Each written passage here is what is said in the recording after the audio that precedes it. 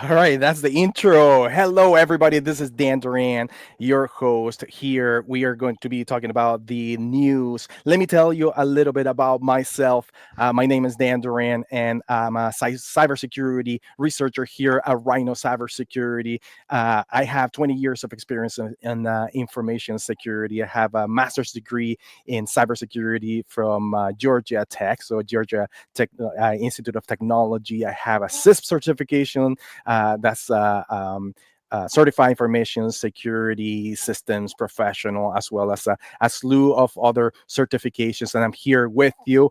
I have also right beside me, right here, my business partner, my best friend, and my partner in crime, Andrew Summerton, president and CEO of Franco Cybersecurity. How are you doing, buddy? It's I, been a while. it's been a while, and I'm so excited to be here. I don't want to get into my credentials and things like that. I couldn't follow that long list of credentials you have, which I love, and it's just for me surrounding myself with incredibly smart people and incredible team as we have here at Rhino. I couldn't be more proud and more blessed. But I'm so excited to be here because the topics today are so relevant, so current, so important on so many levels.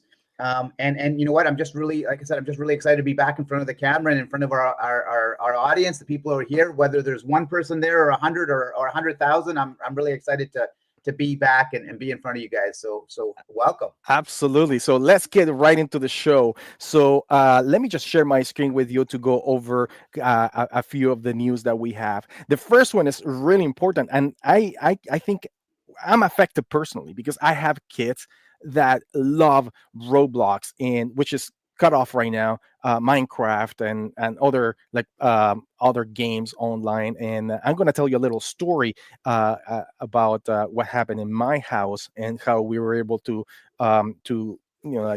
discover certain things on Roblox in a little later. But let's go into this article. So it says Luciana sues Roblox, alleging the popular gaming site fails to protect children.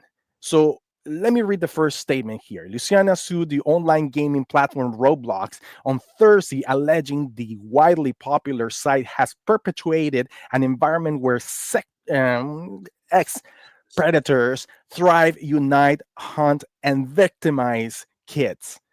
I don't want to get I was going to say my video down and exactly. dinged by YouTube. So yes, so you were giving me some stats about this, Andrew, on the amount of users on Roblox and all of this.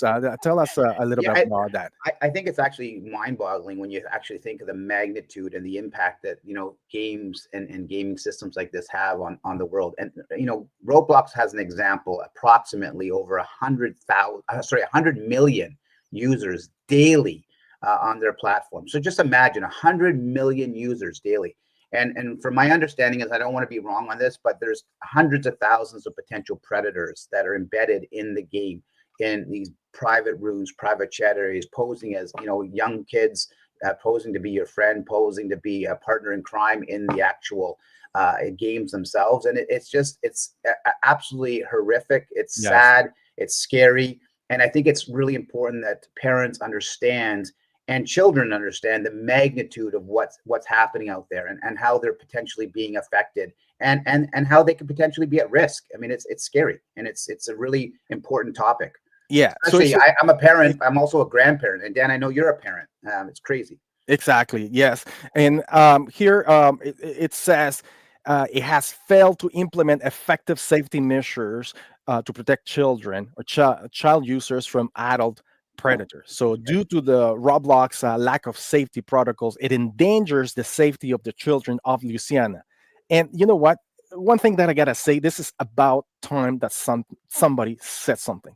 Okay, Accountability, right? absolutely, 100%. And I know, like last week, one of the, and I don't remember this streamer, this YouTuber, who what he does basically is he goes into Roblox and he has different accounts to catch predators, and he's caught already 6 of them that were actually taken and charged with criminal offenses. So Wow. Roblox went around this, and Roblox actually blocked this user from the platform because they were saying that there were some privacy concerns and stuff like that. So he's not able to log back into Roblox. So Roblox is trying to pull this allegedly. Oh no, they're getting sued. They're trying to pull this punches against and try to hush everything under the rug. Well, I, There's I go ahead. Dan, to that point, I mean, I think the biggest concern here is because, again, we don't want to get into the logistics. This is just hard facts that are out there. Anybody has access to this information. The reality of it is, I'm sure Roblox, as the size of the organization it is, are doing whatever they can to obviously mitigate this. I don't think they're proactively, or anybody would ever think that they're proactively trying to make this happen. They've created a platform that became very popular and now has become, basically one of the probably largest platforms in the world for kids to go to and interact with. I do see them probably doing everything in their power to best protect them, but ultimately it falls on the user. It falls on, obviously, parental. It falls on, being able to monitor what's happening. It's a damn shame, excuse me, but it's a shame that a platform of joy and interaction and fun and entertainment can be utilized to such a negative way, and hurt potentially so many potential people, which is what's really sad about this. Exactly. So let me just show you the other piece of news right here. So this is what I'm talking about. So Roblox banned a YouTuber for hunting child pedos on its platform. Um, so this is the dude. And let me see. Shrep, and that's right. So his name is Shrep, and he's got a YouTube channel where he goes into Roblox and he starts talking to children until he finds a one of these predators, and then he catches them. He reports them to police, and six of them have been actually going getting charged criminally Amazing. because of this. So this dude is definitely doing something good. I mean, this is some sort of vigilante justice, but he's doing more than the police, basically. Right. So he's doing that, and then Roblox comes back and they blocked him. They block him for doing this stuff, allegedly saying that it is a privacy concern and there is some personal information being shared about the kids when he doesn't even do that, and so there's a big conspiracy against Roblox because of this. So this is huge news in terms of cybersecurity, privacy, and the protection of children. Children, absolutely. And I think that's probably one of the greatest concerns all of us in the cybersecurity space have. And I think people in general, I mean, I think anybody, again, even the developers of these companies, never have this intent to have anything like this happen. But the reality of it is, unfortunately, with lawsuits, with lawyers, with the interworkings of legal, they're probably recommended to do certain things or say certain things or cover themselves. But at the end of the day, it's bad, and we need to be aware of it. We need to be aware of it. I gotta say something. Marlon Calle is here on the chat. He Marlon, says, "Hello, Andrew and Dan. It's really good having you back in this podcast. Cheers." Good to hear from you, Marlon. That's so nice that you joined us. That's wonderful. Yeah, he also says it's a shame. I hear about this YouTuber on Roblox, instead of supporting him, Absolutely. ban him, even when he was actively giving info to the police about it. Yeah, so six predators were actually charged because of he's doing. It's like, the scam busters and other people that are trying to shut down these scam centers in India and so on. This guy is actually doing this proactive stuff with Roblox, and they gotta put some security in place. And let me tell you something about my personal experience with Roblox. So I have children, right? And I have two of my children. They used to love Roblox. They're cut off right now. A couple of years ago, the first one is that one of my kids was getting up at 3 in the morning to play Roblox. So he was Wow. sneaking out of bed, going to play Roblox from 2 in the morning until 5, 6 in the morning, and this we didn't know, and this was causing a bit of havoc. And then we found out that there was money missing from our credit card, right, Wow. account. So we noticed that there was money missing. I was trying to get the trail in terms of what happened, and it turns out that she was buying extension packs and Roblox stuff because it was tied into my credit card. So she was doing some nefarious stuff in there. And she's a little kid, right? So she didn't know, and we couldn't recuperate the money or anything like that. So it was it racked up quite a big expensive bill on that. So at that point, we cut off Roblox from she wasn't able to access Roblox or anything like that. And then last year, my other kid started playing Roblox and stuff. And in Roblox, you have different games and Games. different servers that you can join, and you can do stuff and all of that. And you have a chat. And the chats, you can go walking around the servers and stuff like that. And you can chat with strangers, basically, right? So then you have a main chat that you can chat, you can create groups, and you can chat to different people, but that you don't even know, right? So some of these people are going to pretend that they're kids where they're not, right? Yeah. So, and this is how they, these pedos start grooming kids, and bad stuff happens. So Yeah. one of my kids actually, we discovered that she was chatting with the one particular person that claimed that it was a young kid, and we started looking at the chats, and that's exactly what was happening. I mean, it didn't go Wow. really far on the communication and the grooming, but I could tell right away that it was the beginning of it. Right. And we reported it to the police. They created an investigation. I don't know what happened with it, but that's when I'm like, you know what? I'm tired of this. I'm Yeah. tired of Roblox. It's so hard. Kids are sneaky. They get into phones to try to activate stuff, and they look for passwords, and they are always trying to, because they're kids, they try to bend the rules at home, right? To try, and it's an addiction. It is 100% an addiction. Kids are addicted to this type of stuff, and um, it's pretty bad. Well, and So they think they're they're wiser than us. A lot of times, they're wiser than the warnings, and that they can identify, or they're not even thinking about it, depending on the child, etc. Right? I mean, they're so full of trust, which is wonderful about being a child. But on the other hand, it's a scary part when these kind of things are potentially happening out there. And I think you hit the nail on the head, Dan. And I'm sorry that you had to go through that with your family.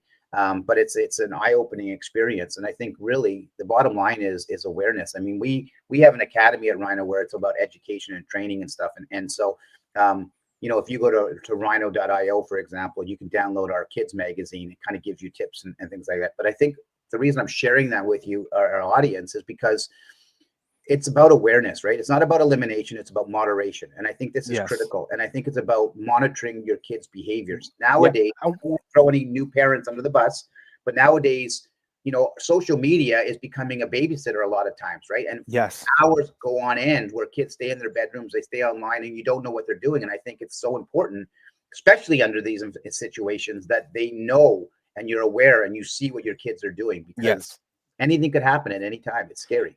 100%. So, Andrew or anybody, Diego, I think we do have a booklet that is for kids on how to protect your kids from devices, basically. So maybe you can send me through the chat. You can send me the link to that, and I'll show Yeah, that would the be great. people, our Diego, viewers. I'll Diego, show if you're that. listening, share that, buddy. If you send that Yeah, over to Dan, absolutely. please. So share that, and I will be able to put it online here for people to see.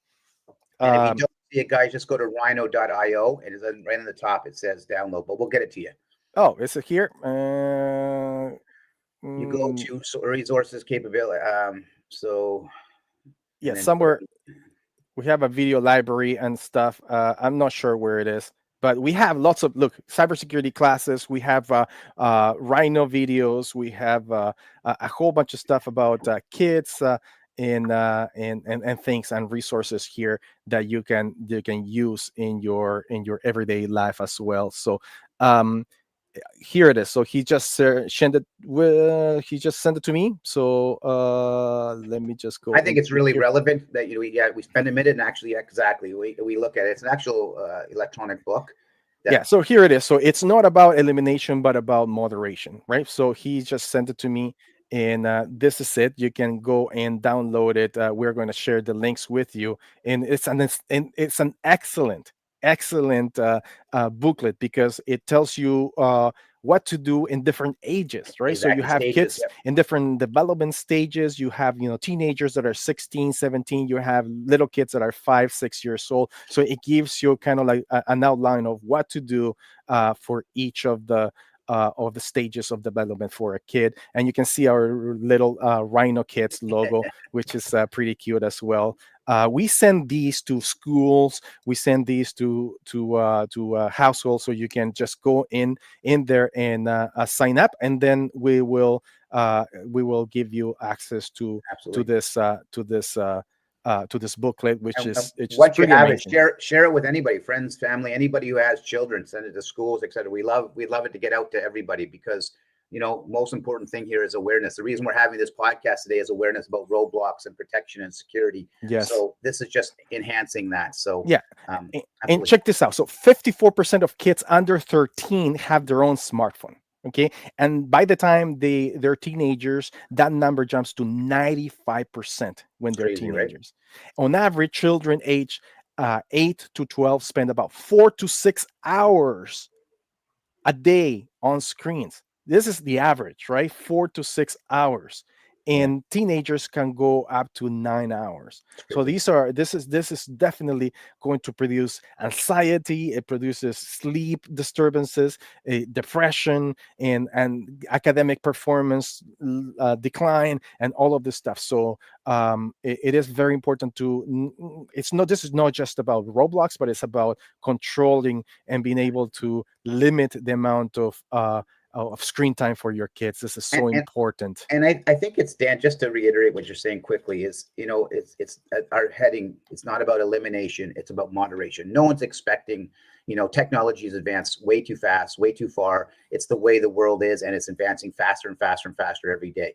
You need to have that balance of understanding of technology, the value, the importance, using it, learning it, growing. But you also need to have the understanding of that balance where you're interacting with people, you're going out and seeing and smelling the roses, you're having time with your family, you're doing all that stuff. So it's not about elimination, it's about moderation, and it's about understanding, what you're doing and how you're doing it. Exactly. Here's the page. So it's rhino.io. So that's rhyno.io/blogs/rhino kids.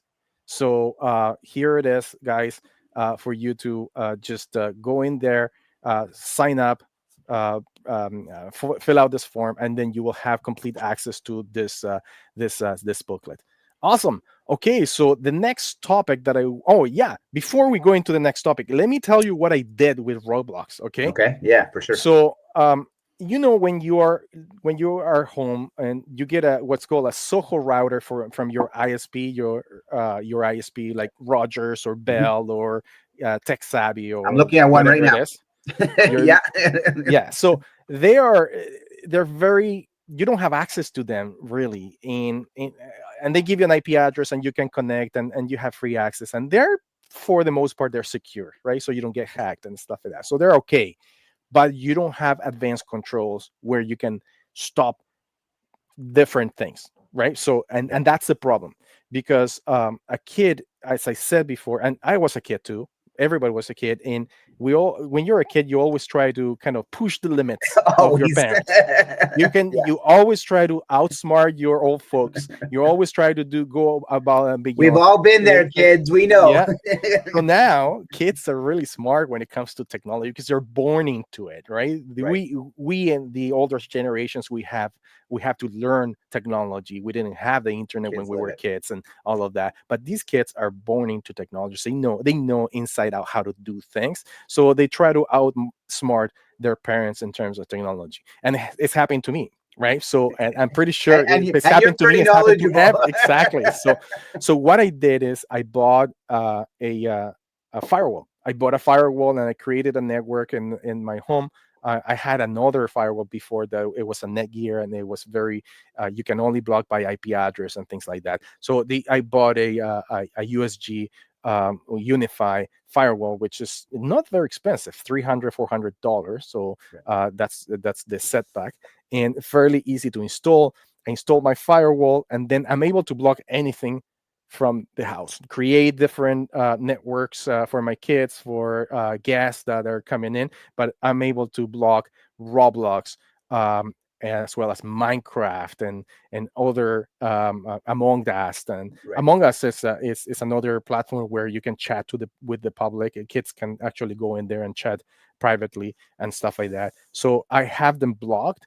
And because at the beginning we're like, you know what, they love Roblox so much, and this is an addiction, sort of, right? So we limit the amount of time they could access Roblox, to 1 hour or 2 hours supervised, but that doesn't work Yeah. because they will get up at 3 in the morning, try to sneak into computers. So we had to have them in a cabinet with key unlock when we went out and stuff like Wow. that. So it got really, it is an addiction. So we're like, you know what, we got to weed this out from the get-go. Let's just ban Roblox in the house Right. completely. So now it doesn't matter, they don't have access, and I rather, so I bought them a Switch, right, like a Nintendo Switch too, Switch. Yeah. so they can play other games, so they can spend like a few hours a day playing video games, but I can actually see on the TV they're not communicating with anybody in the outside world, Right. only their friends. And they can, it's much safer, and they're still having fun. So Yeah. that's the key, right? So that's my experience with Roblox. It's an in the and here, let me see. Marlon says my nephew is a big fan of Roblox, and the first thing I did when I realized that that was to set some parental limitation on his phone Right. when I got to talk with my sister about this stuff. Yes, Perfect. absolutely. Perfect. That you gotta do this because it's very important for kids to have a safe environment Yeah. where it's free of this type of distractions, and not only distractions, but free from this awful people out there.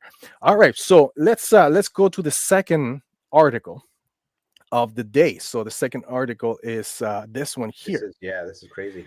So somebody created the first AI ransomware using OpenAI's GPT OS as 20 billion model. So this is the beginning of an era where we AI. can prove. Now this is not in the wild. This is a, I think it's a lab experiment, Exactly. where Isolated, controlled. Yeah. yeah, it's controlled and to prove. So it's a proof of concept basically Right. that was created by a researcher, and he was able to build a ransomware using Lua scripts generated from hard-coded prompts to enumerate local file system, inspect target files, exfiltrate selected data, and perform encryption. So this is the very beginning of something that we're going to start seeing way more often, which Absolutely. is ransomware generated by AI. AI. What do you Yeah. think about this, Andrew? You know what, I've had conversations with many of our clients, and we talk about the advancement of technology, and it's all of our networks, all of our systems, everything. They're living organisms. They're always breathing, changing, and introducing new potential things. And with AI, just imagine, times putting that on steroids, times by 10, as far as the advancement, the ability, the skill set. I mean, everywhere we turn now, we hear AI is doing this, AI is doing that. And you know what, I'm going to talk to that in regards to your glasses too, how advanced life has been has come. And I want to talk about your glasses because I think it's really Yeah, relevant, let especially me in take a this environment. picture. There you go. There you They made, perfect. take a picture, but and but then it's so true. And being in the cybersecurity space as we are in the technology space, um it's you always have to be looking around the corner. You always have to be careful. You always got to be putting in, it's not about elimination. The reality of it is, you cannot eliminate 100% of risk. Don't let anybody ever tell you there's no foolproof plan. But yeah, what you do is you want to mitigate. And problem is with AI now, it just creates that much more potential risks and vulnerabilities that are out there. So yeah, something scary, something to be looking around, but it's about being aware. It's about being proactive. It's about putting plans in place and doing the best you possibly can to mitigate any risk. But AI is constant, and it's growing, and it's going faster and faster and faster. And it's scary. And again, back to your glasses. My goodness, you can walk into any country now and Yeah. you can understand their language. It'll Oh, talk yeah, it's crazy. So I crazy. bought these are Meta glasses, Meta Ray-Ban glasses that I bought in Not LA. sponsored, so you know, but I wanted to bring it up. They're beautiful, but not a sponsorship here. Yeah, yeah, they're more expensive here. I bought them in LA, and they're pretty cool. So I can have a text in Chinese or in Japanese or any languages, and I can ask Meta to translate whatever it says into English. And I can do a whole bunch of stuff, and including setting up agendas. If I want to sending messages, I can say something like take a picture and then send it to Andrew Summerton, and it will send that image or text to Andrew Summerton or anybody in my contact Down list. Like I can skiing, do anything. all kinds of stuff like that, which is I can take videos and pictures. So it's pretty cool. It's pretty cool stuff, and it works very well. So I'm wearing them. And yeah, that's cool. I love technology, so I love like buying different stuff, Raspberry Pis and Arduinos and Meta glasses, and being able to build stuff as well, right? So that's kind of one of my passions. So But the now, reason, in terms of devices, let me tell you a little story. okay, Uh, yeah, because that's why I brought it up because I think it's so relevant. yeah, no, go The ahead. I mean, go ahead, and then I'll tell my no. story. Go ahead. What I was saying was the reason I brought up your meta glasses. What I want to talk about them anyways in this because I think it's a great platform. But this was ideal because it coincides with it basically complements the AI conversation and the advancements. So Yeah, that's all I wanted to say. That's it's they're very this is cool. yeah, this is kind of like, and hackers and scammers are taking advantage of this. Okay, so the first thing that that I just came to my mind is I think it was the president of France or somebody big in France. When you have bodyguards, right? So you have bodyguards, and you're a big a character. You're a president or a prime minister or somebody famous and stuff like that, and you have bodyguards. So if a bodyguard, sometimes they like to lift, right, and they like to go to the gym, and they have apps like Runkeeper, or like different fitness Yeah, apps that tracks you where you your are, health and right? right. Yeah. Oh, it, where you it oh you mean tracks where you are your too, location? Yeah, your yeah. location. So if you have it on, a hacker can actually go in there and track where you are. And imagine you're working and you're being a bodyguard for the president or prime minister, for somebody of some country or whatever. And so hackers and bad people can actually know where this entity, president, prime minister, or a celebrity, is at the moment Mm, because of the bodyguard. So this is how, like, what I'm trying to say is, whatever technology comes out, so let's say AI, or something that has to do with location services, or anything like that, hackers and scammers are going to take advantage of yeah, that, absolutely right? opportunistic. Absolutely. It very, very opportunistic. And there is the thing about AI is that it's hard to be able to contain AI, because there's something called jailbreaking AIs. I've done it as well, where you can get AI to do things for you. So like, okay, let's build like a malware, or let's do this and let's do that. How do you jumpstart a car? And AI will tell you how to do it. There's ways that you can bypass that, which is pretty.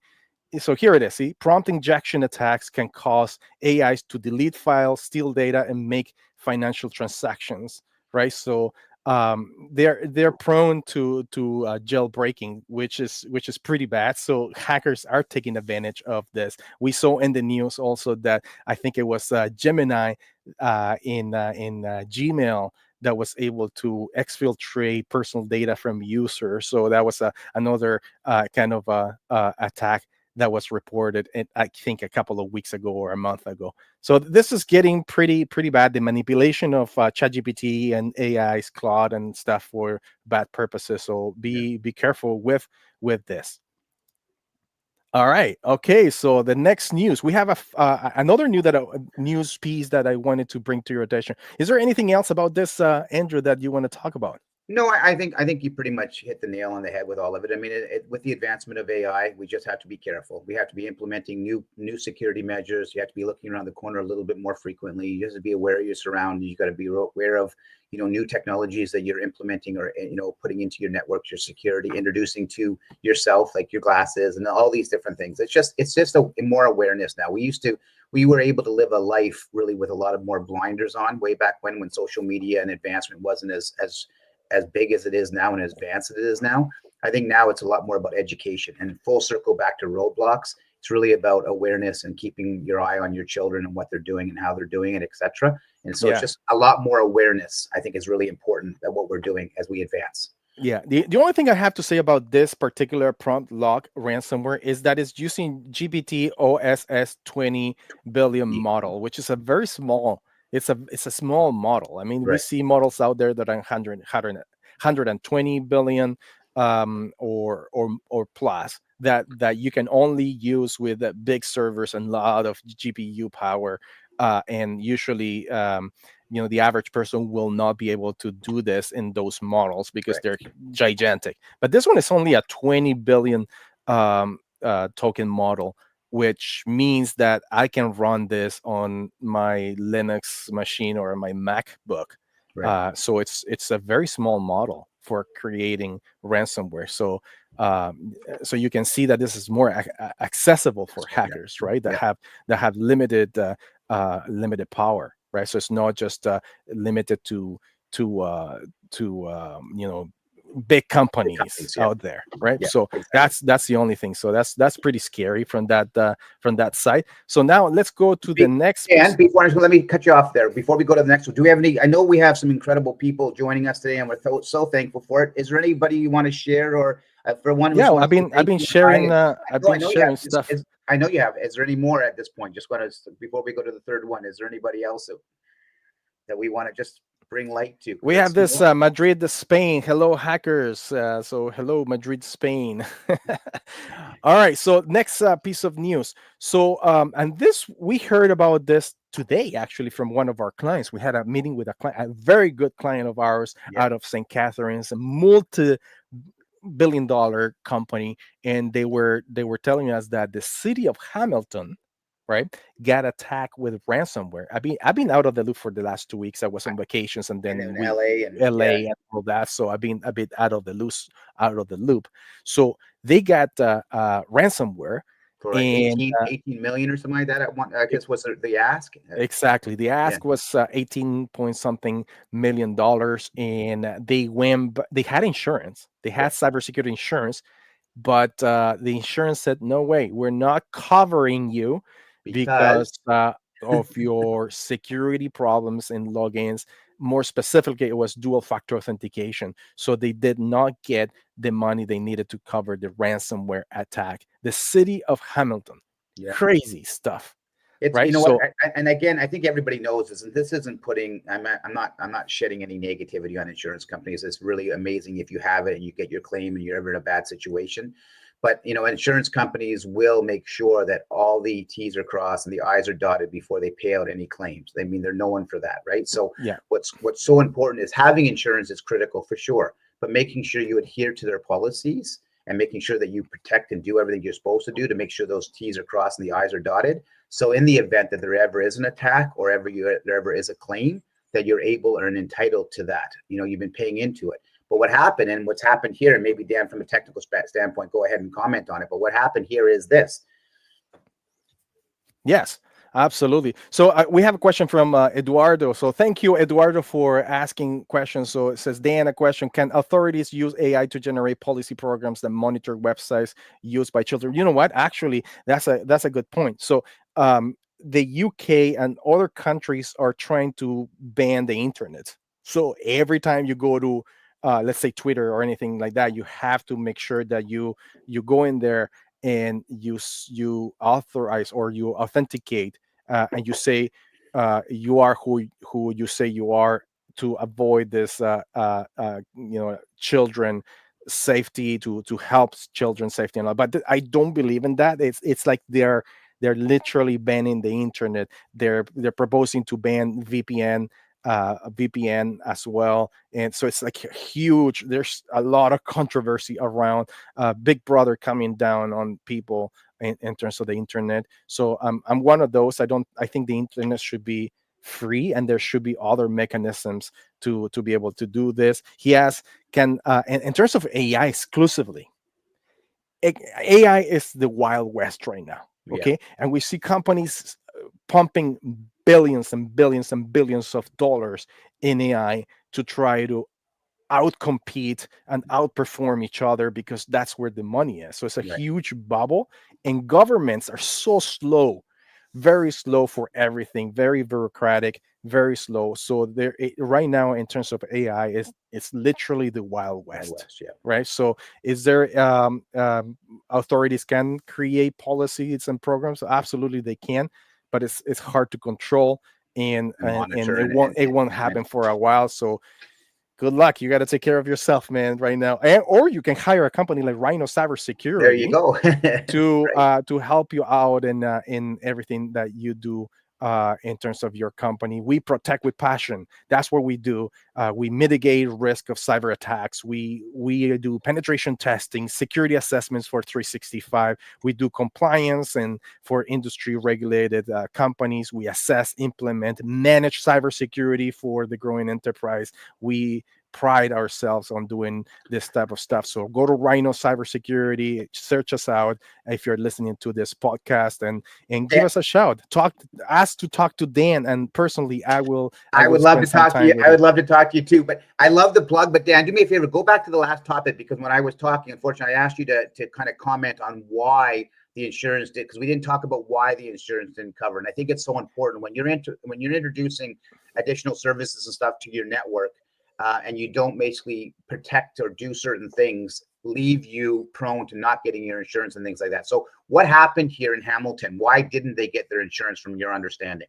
Multi-factor authentication is extremely important in every business, right? So the apparently, I mean, I knew about this ransomware that happened in February of 2024, so it's a while ago, right? Right. So but they were trying to collect the money from the insurance, and this week or last week is when they got denied by the insurance company, and then this became news. Right. And then the major actually spoke about this on what happened. So basically, um, sometimes it's hard to have dual factor authentication, especially when you have Microsoft 365, because you have what's called service accounts. Yeah. So these are accounts that are not for users but for services. So for example, if I have a marketing department that's connecting to an application and it uses marketing at rhino.io, for example, Right. right? And then that user account or that account needs to connect to external sources. We cannot put dual factor authentication on that account, Right. because if we do, then there's no user that can enable or can Right. authenticate, It's and public. it gets cut off, right? Right. So companies have a hard time trying to enforce dual factor authentication across the border for all users, because they're going to be affected, and sometimes they're affected quite a bit when service accounts are part of the company. And Right. pretty much every company has service accounts, by the way. Right. Finance at company.com, or AP at whatever. These connect to other services. So the way we do it at Rhino Cybersecurity is that we create policies where service accounts have what's called a conditional access. So we get like different licenses from Microsoft, like E5, E3, for example, that where we can blacklist or whitelist who is connecting to these accounts. So, a server IP address is only allowed to connect to this account, and that's it. Nobody else in the public. So we are able to actually, through these conditional policies, give access to these accounts and build this protection, while everybody else gets a policy of dual factor Dual factor. authentication. But you Perfect. have to know how to do this, right? So Exactly. you have to have the expertise. So a lot of companies and cities, unfortunately, don't have this expertise, so they leave behind the enforcement of multi-factor authentication. and that's how they get hacked, right? Right. Right. And this is what happened with the city of Hamilton and the insurance company. The insurance company actually saw that multi-factor authentication was not enforced across all users, and they said, you know what, we're not going to give you the money. Right. Now if the insurance company does this for a city, imagine how it would be for a company, how Yeah. hard it would be for a company if they don't get the coverage they need. Yeah. So it's important to partner with somebody to understand the true the workings of, and that's why I wanted you to explain that to you, because I think it's really important that cities, companies, government, everybody understands the logistics of implementing. Having insurance is one thing, but making sure that you're protected to have that insurance in place is another. Yeah, so let me give you the plug. So we do cybersecurity, a lot of penetration tests, vulnerability assessments, scans, but we also have our own Microsoft 365 assessments. So this is like, like imagine you're taking your car to a mechanic and they do a 15 checkpoint or a Yeah. 10 checkpoint or whatever. We do exactly the same with your Microsoft environments, where we do, I think it's 150 different points that we check for, and it's pretty much everything. So here it is. So 150 risk factors that we cover. So identity and authentication, so Azure AD, password policies, multi-factor authentication, single sign-on, all of that stuff. We do access control for global delegated administrator, e-discovery, compliance settings, application integration. A lot of hackers get into, once they get into the systems, they're able to enroll an app that is a fake app, so they have persistence. So we are able to in here to manage third-party app permissions. Users also, sometimes it's very lenient, and users are allowed to add any apps they want through just consent, and then click and then add the app. That's a huge red flag for if you are in a company where you are allowed to do this, and you want to make sure you're safe in this respect. Security operations, so Defender, for example, alert policy. So if something happens, then you get an alert and you say, oh, okay, I have to go and check. Exchange online. So we do all of this, even file storage. So SharePoint, OneDrive. Um, Sometimes there's policies where you can share a document with entire wall. You can send it to your class, but that information might be sensitive, right? It might be private, might be confidential, might be financial data, might be a personal identifier, and you don't want that information out there. So there's ways that we can protect from getting conditional access, sync policies, team collaboration. Like anything that has to do with teams. Nowadays, Microsoft Teams is very important. Device management. We do all of this for you in our audit, and not only that. So we give you the report of what needs to be fixed with a some sort of risk score. But then after that, we help you mitigate and help you secure your environment, because we are the experts. We've been doing this for quite a while, so you don't have to rely on your own expertise, but you can hire us to do this for you. You can rely on us. So this is kind of like what we do. And unfortunately, the city of Hamilton was breached and ransomware, and they weren't able to comply with the insurance company, but we can help you comply. Absolutely. How's that? How's I that love that. I for? love that was a plug and a half. I love it. Thanks, Dan. I hope our audience loved it too. It was It great. says Madrid, Spain says, "Hi Dan and Andrew. Hope you're doing well. I have a question. How can Microsoft 365 defend against token theft attacks even after dual factor authentications?" That's actually a very, very good point. How can you defend? Most of the time when this happens, so what? Okay, so you need to make sure that you allow users to only use designated browsers, right? So I was just Chrome and Edge and nothing else. So the user, you should have some policy in there that they're not allowed to install any other browsers. Now when you have control of those two browsers, then you can actually tie up security on those browsers, so users don't do don't go to other sites and get their tokens taken. Now, the other thing that you can do is conditional access is perfect, because you can actually allowed only certain regions out there.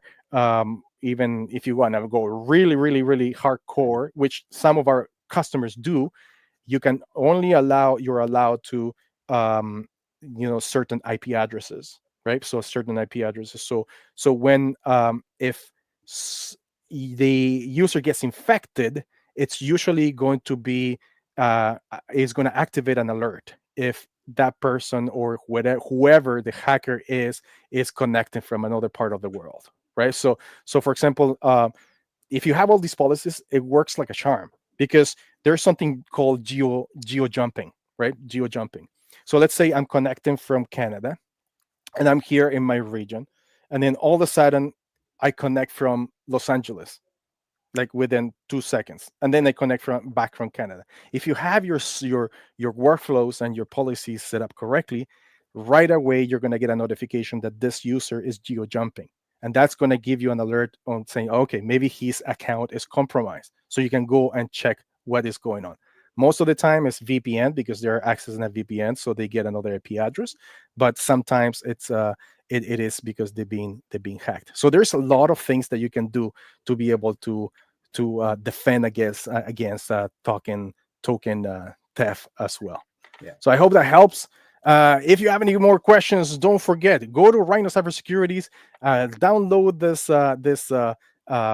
awesome booklet for kids, Electronic book, absolutely. electronic book, and then we'll see you next time, next Friday. It's been a pleasure, Andrew. It's amazing to have to be back on the saddle doing these podcasts with you, my friend. It's a pleasure to be with you too, Dan. I mean, the wealth of knowledge you possess and what you share to everybody, and for me to be a part of it, I absolutely love it. And thank you everybody so much for joining us, and we look forward to seeing you again next Friday and every Friday, hopefully, as we continue to reach out and see you guys. Stay cool, my friends. See you later. Take care, everybody. My hand disappeared. See you guys.